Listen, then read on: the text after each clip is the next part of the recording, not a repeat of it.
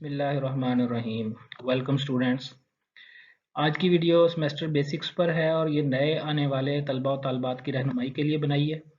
इसमें हम बात करेंगे कि जो सेमेस्टर की इनरोलमेंट है वो कैसे होती है, ऑनलाइन क्लासेस कैसे पढ़ते हैं, क्रेडिट आवर्स क्या चीज़ है, कोर्स नोट्स कैसे आपको मिलेंगे, एग्जामिनेशन आप कैसे देंगे और आखिर में फिर रिजल्ट्स आप कैसे देखेंगे। अच्छा, अगर मैं किसी भी सेमेस्टर की समरी बयान करूं तो मैं कहूँगा कि 5 बड़ी-बड़ी एक्टिविटीज़ हैं जो किसी भी सेमेस्टर में होती हैं। सेमेस्टर का आगाज़ आपकी एनरोलमेंट से होता है और एनरोलमेंट में 2 चीज़ें आती हैं, यूजी-1 और फ़ी वाउचर। ये दोनों चीज़ें जमा करवानी ज़रूरी हैं, हर सेमेस्टर में करवानी ज़रूरी हैं। उसके बाद दूसरी आप क्लासेस लेते हैं और इस केस में जो अभी सिनेरियो चल रहा है कोरोना का, इसके अंदर ऑनलाइन क्लासेस हो रही हैं। उसके बाद कोर्स कंटेंट्स आपको दिए जाएँगे, टीचर प्रोवाइड करेगा और नोट्स प्रोवाइड करेगा, ये दोनों चीज़ें देगा। उसके बाद आपका एग्ज़ामिनेशन होगा और एग्ज़ामिनेशन 3 होंगे। मिड का होगा पहले पेपर जो कि तकरीबन in the mid of semester होता है। उसके बाद फाइनल और प्रैक्टिकल आखिर में जाके होंगे और आखिर में फिर आपके रिजल्ट्स जो हैं वो अनाउंस किए जाएँगे। वो अनाउंस नहीं होते, बेसिकली ऑनलाइन वेबसाइट पे चढ़ा दिए जाते हैं और आप वहाँ से देख लेते हैं और रिजल्ट्स जब चढ़ जाते हैं तो उसके बाद सेमेस्टर एक्चुअली क्लोज़ हो जाता है। ठीक है ना? तो बेसिकली तो एग्जामिनेशन के बाद ही क्लोज हो जाता है। रिजल्ट्स आप आफ्टर सेमेस्टर देखते हैं कि क्या बना हमारे सेमेस्टर में, लेकिन ये 5 एक्टिविटीज स्टूडेंट्स के पॉइंट ऑफ व्यू से बहुत अहम है। इसमें जो सबसे पहली बात जो मैं भी कर रहा था ये एग्जाम की, कि मिड फाइनल प्रैक्टिकल 3 मैंने यहाँ पे एग्जाम लिखे हैं और 3 ही एग्जाम होते हैं मोस्टली अक्सर कोर्सेज में। तो उसमें जो मिड और फाइनल हैं ये दोनों थ्योरी का पोर्शन है और इसमें एक असाइनमेंट की हेडिंग भी हम डालते हैं। ठीक है? तो ये असाइनमेंट इसके साथ मिल जाती है और ये तीनों चीज़ें मिलकर थ्योरी का पोर्शन बनाती हैं और बाकी प्रैक्टिकल का एक अलग पेपर होता है। मतलब थ्योरी के 2 पेपर है, प्रैक्टिकल का 1 पेपर है और थ्योरी की जो असाइनमेंट है वो पेपर नहीं है, वो जस्ट आपको सेमेस्टर के दौरान में टीचर कोई काम देगा, कोई कोई रिपोर्ट जमा करवाने को कहेगा या किसी चीज़ के नंबर रखेगा, किसी एक्टिविटी के, वो असाइनमेंट के नंबर होंगे। ठीक है? अच्छा, अब मैं यहाँ पे एक एग्जांपल लेकर चलता हूँ आपको दिखाने के लिए। ये कोर्स है जी हॉट 302। इसमें ये कोर्स मैं पढ़ाता रहा हूँ। 321 इसमें लिखा हुआ है। ये जो 321 है आपने देखा होगा, जो आप यूजी 1 जमा करवाते हैं उसके ऊपर अक्सर इस तरह की चीज़ें लिखी नज़र आएँगी आपको ब्रैकेट्स के अंदर। इसको बोलते हैं क्रेडिट आवर। ठीक है? 321। अब 321 जो है ये हमें क्या बताता है, इसमें जो बाहर वाला 3 है, ये बता रहा है कि इस कोर्स की कितनी क्लासें 1 हफ्ते में होनी है। वो 3 होनी है। ये जो अंदर 2 लिखा हुआ है, ये पहले पहले वाला नंबर, ये 2 जो है ये बता रहा है कि थ्योरी की कितनी क्लासें हैं और उसके बाद जो 1 लिखा है ये बता रहा है कि प्रैक्टिकल की कितनी क्लासें हैं। प्रैक्टिकल की जो आमतौर पे क्लास होती है ये 2 नॉर्मल क्लासों को मिलाकर एक तस्वुर की जाती है। थ्योरी की जबकि एक नॉर्मल क्लास 50 मिनट की 50 मिनट की ही काउंट होती है। अच्छा, अब इस ये क्रेडिट आवर ना सिर्फ ये कि आपको क्लासेस की डिटेल बताता है, बल्कि इसके साथ-साथ इससे आप अपने नंबर भी निकाल सकते हैं कोर्स के। कैसे? कि आप इसको अगर 20 से ज़रब दे दें, तो आपके कोर्स के नंबर निकल आएँगे। जैसे अभी यहाँ पे टोटल मार्क्स 60 हैं इस कोर्स के, उसमें से थ्योरी का जो टोटल मार्क्स हैं थ्योरी के वो 40 हैं और प्रैक्टिकल के जो मार्क्स हैं वो 20 हैं। ठीक है? अब क्योंकि मैंने पहले आपको बताया कि थ्योरी का जो पेपर है, उसके अंदर 3 चीज़ें हैं, उसमें मिड है, मिड का पेपर है, फाइनल का पेपर है और असाइनमेंट के नंबर हैं। तो जो 40 नंबर हैं इसकी डिवीजन ऐसे होती है कि मिड का पेपर हमेशा 30% of your total theory marks होता है। मतलब अगर 40 नंबर की थ्योरी है आपकी टोटल, तो उसको 30 से ज़रब दें और 100 पे तकसीम करें, जवाब आएगा 12। तो 12 नंबर का मिड का पेपर होगा। अच्छा, फाइनल का paper 60% of the total theory marks होता है और इसी तरह असाइनमेंट जो है, जो बाकी नंबर बच जाते हैं 10%, उनकी असाइनमेंट होती है। तो ये टोटल इस तरह ये 40 नंबर जो हैं ये डिवाइड होते हैं किसी भी कोर्स के। मैंने कुछ एग्जांपल्स और दी हैं। 321 मैं इसलिए लेकर चला था इस एग्जांपल में क्योंकि ये मोस्ट कॉमन एग्जांपल है। ज़्यादातर कोर्सेज 321 में होते हैं, लेकिन ये कुछ एग्जांपल्स हैं। 431 अगर कोर्स है फ़र्ज़ कीजिए एक, उसमें 4 क्रेडिट आवर है टोटल, मतलब उसकी 4 क्लासें होंगी हफ्ते में। और फिर देखें तो नंबरों में किस तरह फ़र्क है कि मिड के अंदर जो है 18 नंबर का पेपर होगा, फाइनल का 36 नंबर का होगा और अब वो कुलिया वही लग रहा है, वो जो मैंने अभी आपको बताया कि 30%, 60%, 10% और असाइनमेंट जो है 6 नंबर की। 211 का एक कोर्स है, छोटा कोर्स है, इसका 6 नंबर का मिड का पेपर है, 12 नंबर का फाइनल का पेपर है, 2 नंबर की सिर्फ असाइनमेंट है। अच्छा, बाज़ कोर्सेज़ ऐसे होते हैं जिसके अंदर सिर्फ प्रैक्टिकल या सिर्फ थ्योरी होती है। जैसे मैं एग्जांपल देता हूँ कि इस्लामियत का कोर्स है, उसकी कोई प्रैक्टिकल नहीं है, उसमें 330 लिखा होगा। या इंग्लिश का कोर्स है 330 लिखा होगा। अब वो उसमें इसका मतलब ये है कि 3 क्लासें होंगी और तीनों की तीनों जो है वो थ्योरी की होंगी। उस केस में देखें तो जो मिड के नंबर 18 हैं, फाइनल के नंबर 36 हैं, असाइनमेंट जो है 6 नंबर की है और इसमें सिर्फ यही पेपर होंगे, इसमें प्रैक्टिकल का पेपर होगा ही नहीं क्योंकि प्रैक्टिकल है ही नहीं। ठीक है? तो ये जनरल बातें रिगार्डिंग योर कोर्सेज़। इसके बाद हम एग्ज़ामिनेशन की बात करते हैं। एग्ज़ाम देने के बाद सबसे पहला सवाल ये होता है कि आपको ये पता होना चाहिए कि आप कितने नंबरों पे पास होंगे। ये 33 नंबर वाली कहानी यूनिवर्सिटी में नहीं चलती कि 33% मार्क्स हो गए तो मैं पास हो गया, ऐसे नहीं है। यूनिवर्सिटी में रूल जो हैं वो डिग्री के लिहाज से वेरी करते हैं। अगर आप बीएससी की डिग्री कर रहे हैं या एमएससी की डिग्री कर रहे हैं इस वक्त, बीएससी से मेरी मुराद बीएससी ऑनर्स है और एमएससी सादी एमएससी है। ठीक है? तो उस केस में 40% मार्क्स लेना ज़रूरी है थ्योरी में भी और प्रैक्टिकल के पोर्शन में भी। मैंने आगे एग्जांपल दी है कि अगर थ्योरी के टोटल मार्क्स 40 हों तो आपको 16 नंबर लेने ज़रूरी हैं। अगर प्रैक्टिकल के मार्क्स 20 हों तो उसमें से 8 नंबर लेना ज़रूरी है। ठीक है? और अगर कोई बच्चा और ऐसा होता है बाद दफ़ा बच्चे आते हैं मेरे पास, सर मेरे टोटल नंबर जो हैं वो 40% से ज़्यादा हैं थ्योरी प्लस प्रैक्टिकल के मिलाकर, लेकिन मैं फिर भी फेल हूँ। उसकी वजह ये है कि आपके हो सकता है प्रैक्टिकल में 8 की बजाय 10 लगे हों, लेकिन थ्योरी में आपके 16 की बजाय 14 हों। तो आपके ओवरऑल मार्क्स तो 40% से ज़्यादा है, लेकिन थ्योरी के पोर्शन में आप 40% से नीचे हैं, जिसकी वजह से आप फेल हो गए हैं। इसी तरह एमएससी की डिग्री अगर आप कर रहे हैं तो एमएससी में रूल्स और सख्त हो जाते हैं एमएससी ऑनर्स और पीएचडी के हवाले से। उसमें आपके पास 50% पे बच्चा पास होता है और अगर थ्योरी का पेपर दे रहे हैं तो उसमें 20 पे पास होगा और अगर प्रैक्टिकल का दे रहे हैं तो 10 पे पास होगा। 3 क्रेडिट आवर वाले कोर्स की बात कर रहा हूँ। और इसके बाद सबसे अहम चीज़ जो है वो ये कि आपको अपनी डिग्री की मिनिमम सीजीपीए रिक्वायरमेंट का पता हो। अगर आप बीएससी की डिग्री कर रहे हैं और एक एकेडमिक ईयर के बाद, एकेडमिक ईयर हम बोलते हैं कि विंटर का सेमेस्टर गुजरा, उसके बाद स्प्रिंग का सेमेस्टर गुजरा और उसके बाद जो समर लगता है समर सेशन वो गुजारा, तो अब अगले विंटर से पहले पहले मतलब पूरा एक साल हो गया, ये एक साल में 2 सेमेस्टर होते हैं।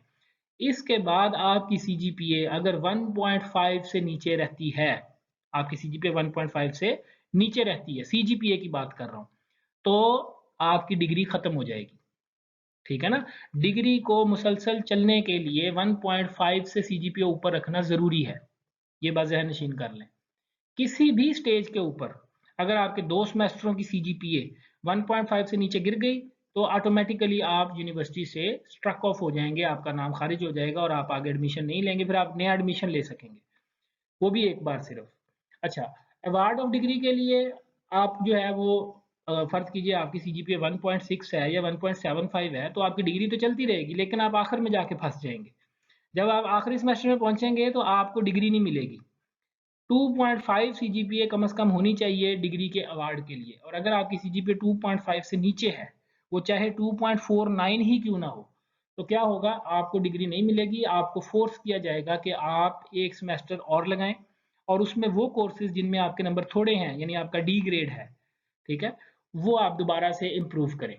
अगर आपका सारे सी ग्रेड है डी ग्रेड कोई भी नहीं तो फिर आप एप्लीकेशन देंगे और सी को इम्प्रूव करेंगे। वैसे आप सी ग्रेड इम्प्रूव नहीं कर सकते, लेकिन इस केस में डिग्री रिक्वायरमेंट पूरी करने के लिए आप सी ग्रेड भी इम्प्रूव अगर करना पड़े तो करेंगे और 2.5 सीजीपीए जब आपकी हो जाएगी तो फिर आपको डिग्री मिल जाएगी। एमएससी के रूल मैंने नीचे लिखे हैं वो आप नीचे से पढ़ सकते हैं। 2 उसकी डिग्री कंटिन्यूएशन के लिए 2 चाहिए और 1 एकेडमिक ईयर के बाद और फॉर अवार्ड ऑफ डिग्री के लिए 2.5 चाहिए। तो ये जनरल बातें थी जी। अब हम वन बाय वन बाकी चीज़ें डिस्कस करते हैं। सेमेस्टर एनरोलमेंट में एक तो मैं यह चीज़ क्लियर कर दूं कि हर सेमेस्टर में आप एक यूजी 1 जमा करवाएंगे। ये वो वाला सिस्टम नहीं है कि आप जो है वो हर एक सेमेस्टर पहले सेमेस्टर में आए और यूजी 1 जमा करवाया और बस अब अगली क्लास में जाके बैठ जाना है आपने, ऐसे नहीं है। हर सेमेस्टर में आप यूजी 1 जमा करवाएंगे और उसके साथ आप फी वाउचर की कॉपियाँ जमा करवाएंगे और इसके ऊपर मैंने डिटेल्ड वीडियो ऑलरेडी एक बना दी है, इसी चैनल पे पड़ी हुई है। How to correctly fill UG 1 form आप अगर लिखेंगे यूट्यूब पर तो आपके सामने आ जाएगी। उससे आपको बड़ी मदद मिलेगी इसको पढ़ने में कि कैसे इसको फिल करना है, इसमें कौन कौन सी आप गलतियां करते हैं और किस तरीके से उनसे बचा जा सकता है। उसके बाद बात करते हैं कि जब आप सेमेस्टर एनरोल कर लेते हैं तो अब यूजी 1 आपने पहले फिल कर लिया, अब आपने सेमेस्टर एनरोल हो गया, अब आपका जब आपने यूजी 1 जमा करवा दिया एडवाइज़र को, तो अब आगे क्लास कैसे लेनी है। क्लास के लिए जो हम इस्तेमाल कर रहे हैं यहाँ पर वो ज़्यादातर जूम इस्तेमाल कर रहे हैं क्योंकि जूम जो है वो प्ले स्टोर पे आसानी से दस्तियाब है और यूज़र फ्रेंडली है, बच्चों को ज़रा आसानी होती है समझने में, इतना मुश्किल नहीं है। और ज़्यादातर जूम इस्तेमाल करते हैं, लेकिन इसकी कुछ लिमिट्स हैं। मैं इसके ऊपर पहले एक वीडियो बना चुका हूँ, इसी चैनल पे पड़ी हुई है बच्चों के लिए कि जूम पे क्लास कैसे लेनी है। तो 100 बच्चों की लिमिट की एक इसमें थोड़ी प्रॉब्लम है कि 100 से ज़्यादा बच्चे एक वक्त में क्लास नहीं पढ़ सकते। अगर आपकी क्लास 100 से बड़ी है तो फिर दूसरा ऑप्शन हमारे पास अवेलेबल है और उसको कहते हैं माइक्रोसॉफ्ट टीम्स। ठीक है, तो माइक्रोसॉफ्ट टीम्स के ऊपर भी क्लास पढ़ाई जाती है, उसके ऊपर भी इंशाल्लाह अनकरीब मैं एक वीडियो बनाऊंगा, उसमें डिटेल से बताऊंगा किस तरीके से आपने ये क्लास पढ़नी है। इसी चैनल पे इंशाल्लाह वो अपलोड हो जाएगी। इसके साथ इन दोनों के साथ जो सबसे ज़्यादा चीज़ अहम है, जिसके साथ हमारा कनेक्शन बच्चों के साथ बना रहता है, वो व्हाट्सएप ग्रुप्स हैं। व्हाट्सएप ग्रुप इसलिए हम इस्तेमाल करते हैं क्योंकि बच्चे जो हैं वो ज़्यादातर गाँव में रहते हैं और व्हाट्सएप के पैकेजेस हर कंपनी के ऑलमोस्ट लॉन्च हैं। तो इंटरनेट अगर पुअर हो भी तब भी व्हाट्सएप लोगों का चलता रहता है, इस वजह से हम व्हाट्सएप को ज़्यादा प्रेफर करते हैं। व्हाट्सएप पर ग्रुप बन जाता है आपके कोर्स का और फिर टीचर जो है उसमें बताता है कि जी क्लास लेने आ जाओ, वो लिंक आपको भेज देगा। वीडियो देख ले, आपको ज़्यादा क्लियर हो जाएगा किस तरीके से व्हाट्सएप और जूम जो है वो मिलकर काम करते हैं। अच्छा जी, ऑनलाइन क्लास जब आप पढ़ लेंगे उसके बाद टीचर आपको नोट्स देगा या हेल्पिंग मटेरियल देगा जो उसने पढ़ाया है आपको। उसमें सबसे अहम चीज़ तो ये है कि एलएमएस पर हेल्पिंग मटेरियल आपको मिलेगा। एलएमएस अभी जो नए बच्चे आए हैं पहले सेमेस्टर में हैं, अव्वल तो उन्हें एलएमएस का पता ही नहीं होगा। एलएमएस क्या बला है, तो ये लर्निंग मैनेजमेंट सिस्टम है और यूनिवर्सिटी का एक प्लेटफॉर्म है जिस पर हम ये तमाम चीज़ें करते हैं। आपका आपसे फॉर्म ले लिया गया है एलएमएस का, अनकरीब आपके अकाउंट बन जाएंगे इंशाल्लाह। और जब अकाउंट बन जाएंगे तो फिर एलएमएस पर ही नोट्स अपलोड होंगे। मैं थोड़ा सा यहाँ पे क्लियर कर दूँ एलएमएस पे कैसे अपलोड होंगे। एलएमएस के ऊपर जब आप लॉगिन हो जाएंगे, वो बाद की बात है कैसे होंगे।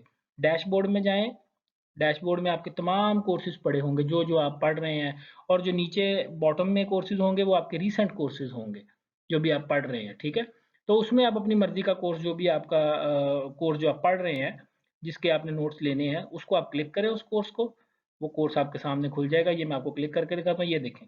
इसमें ये अब कोर्स के अंदर ये, क्योंकि ये मैं पुराना कोर्स खोला है अपना जो मैंने पढ़ाया था, तो इसमें ये चीज़ें ऑलरेडी इसमें देखें हेडिंग्स बनी हुई हैं, मैंने अंदर पीडीएफ की फाइल्स अपलोड की हुई हैं। हमें पाबंद किया गया है कि हम एलएमएस के ऊपर ये नोट्स चढ़ाएं, तो हम बिल्कुल चढ़ाएंगे जब आपका ये अकाउंट बन जाएगा और आप एलएमएस इस्तेमाल करने के काबिल होंगे। इसमें आपको मिड और फाइनल के पेपर भी नजर आ रहे हैं, पेपर भी एलएमएस पर ही होते हैं मोस्टली। तो इसमें से कोई भी चीज़ आप क्लिक करेंगे वो ऑटोमेटिकली ओपन हो जाएगी, उसको आप डाउनलोड कर लें और डाउनलोड करके आप उसको पढ़ सकते हैं। ये देखें, मैंने एक चीज़ क्लिक की है, ये एक पीडीएफ की फाइल मैंने बच्चों को जो मैंने पढ़ाई थी जहाँ से इन्वायरमेंटल फैक्टर, वो मैंने अपलोड की थी। तो यहाँ से वो उसको ऐसे ही डाउनलोड कर लें, डाउनलोड करके अपने पास सेव कर लें। ठीक है जी। दूसरा, अगर आपके पास फ़र्ज़ कीजिए ये एलएमएस नहीं है, आपका एलएमएस अकाउंट अभी नहीं बना, किसी का भी नहीं बना वैसे तो आप तमाम स्टूडेंट्स का, फर्स्ट सेमेस्टर वालों का, तो उस सूरत में फिर टीचर जो है वो आपको व्हाट्सएप ग्रुप में वो पीडीएफ फाइल भेज देगा। लेकिन मैंने फिर वही बात की कि ये ना हो कि आपका एलएमएस अकाउंट बना हो और तब भी आप टीचर को कह रहे हो कि सर व्हाट्सएप में भेज दें। अगर आपका एलएमएस अकाउंट काम कर रहा है तो हमें तो उन्होंने बाकायदा ये इंस्ट्रक्शंस दी हैं कि एलएमएस को ही इस्तेमाल करें, उसके ऊपर नोट्स चढ़ाएं, तो हम उसके ऊपर चढ़ाएंगे नोट्स। वो फिर टीचर की सवाबदीदगी है कि वो आपको व्हाट्सएप ग्रुप में भी अगर कोई चीज़ भेज देता है, लेकिन वो उसका पाबंद नहीं है कि व्हाट्सएप ग्रुप में वो आपको नोट्स दे। ठीक है जी, तो ये नोट्स के हवाले से कुछ बातें। उसके बाद हम, जब आपने नोट्स भी ले लिए, अब अगली कहानी आती है कि एग्जामिनेशन कैसे होगा, वे ऑफ एग्जामिनेशन क्या होगा।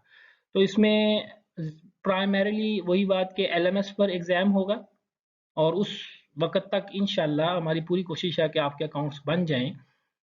और एलएमएस के ऊपर मैंने पूरी एक पहले वीडियो बना चुका हूँ, इसी चैनल के ऊपर पड़ी है, उसको देख लीजिएगा कि मिड पेपर कैसे अटेम्प्ट करना है, या वो फाइनल का भी वही प्रोसीजर है ऑलमोस्ट।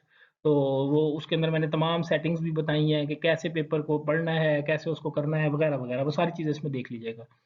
और अगर एलएमएस आपका अकाउंट नहीं बनता, उस सूरत में फिर क्या है कि गूगल फॉर्म या गूगल माइक्रोसॉफ्ट फॉर्म का हमारे पास ऑप्शन मौजूद है।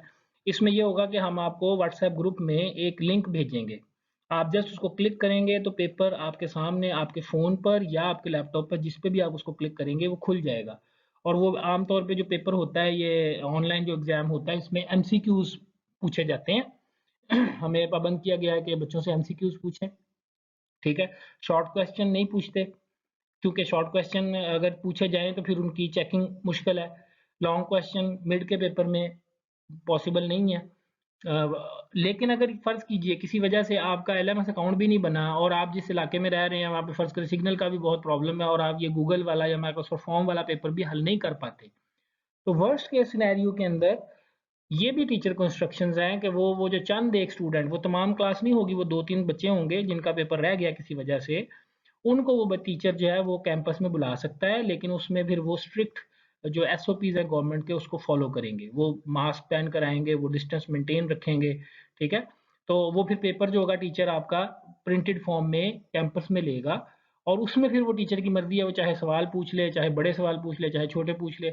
उसमें कोई ज़रूरी नहीं है कि एमसीक्यूज़ ही पूछने हैं, वो फिल इन द ब्लैंक्स भी पूछ सकता है, ट्रू फॉल्स भी पूछ सकता है, कॉलम मैचिंग पूछ सकता है। लेकिन जो ऑनलाइन सिस्टम है उसमें मोस्टली एमसीक्यूज़ ही पूछे जाते हैं, तो एमसीक्यूज़ के हवाले से तैयारी कीजिएगा। आखिर में बात आती है कि जी आपने ऑनलाइन एग्ज़ाम दे दिया, तो अब उसके बाद सर रिज़ल्ट कैसे पता चलेगा? तो रिज़ल्ट के लिए सबसे पहले तो ये कि जो आपके प्रिलिमिनरी रिज़ल्ट्स होते हैं, जब टीचर आपका पेपर ले लेता है, उसके चंद दिनों के बाद वो रिज़ल्ट जो है वो बच्चों को बता देते हैं टीचर्स। कैसे बताते हैं? व्हाट्सएप ग्रुप में लिस्ट भेज देंगे या वैसे टीचरों बच्चों के कह लें कि बच्चे पूछेंगे तो उनको उनके नंबर बता दिए जाएँगे। चंद दिन लेकिन पहले वेट किया जाएगा। क्यों? क्योंकि बाज़ दफ़ा ऐसा होता है कि जब ऑनलाइन पेपर लेते हैं तो कुछ बच्चों ने वो पेपर नहीं दिया या उनका कोई प्रॉब्लम आ गया, सिग्नल प्रॉब्लम आ गया। आधा पेपर किया, आधा छोड़ दिया और उस वक़्त वो बोले नहीं। अगर उसी वक़्त रिज़ल्ट अनाउंस कर दें, शोर मच जाता है, वो कहते हैं जी हमारा तो पेपर ही नहीं हुआ, दोबारा पेपर लें। तो पहले टीचर जो है वो ये चीज़ें सारी देख लेता है कि किसी को कोई इश्यू तो नहीं है, सबका पेपर ठीक हो गया, सब इससे राज़ी हैं और अगर किसी का कोई पेपर रहता है तो पहले टीचर वो पेपर लेता है, ठीक है? उसके बाद सब पेपरों की चेकिंग के बाद वो इकट्ठा रिज़ल्ट अनाउंस करेगा। ओके? और उसके बाद ये तो है टीचर आपके साथ क्या करता है। वैसे ये उसको करना चाहिए कि वो आपको रिज़ल्ट बता दे बच्चों को, मिड का भी बता दे, फाइनल का भी बता दे ताकि बच्चे अपनी आगे तैयारी कर सकें। अगर किसी के मिड में नंबर थोड़े हैं तो वो फाइनल में ज़्यादा मेहनत कर सके, वगैरह-वगैरह। अच्छा, उसके बाद असल में जो रिज़ल्ट्स होंगे वो आपके आएँगे एलएमएस के ज़रिए।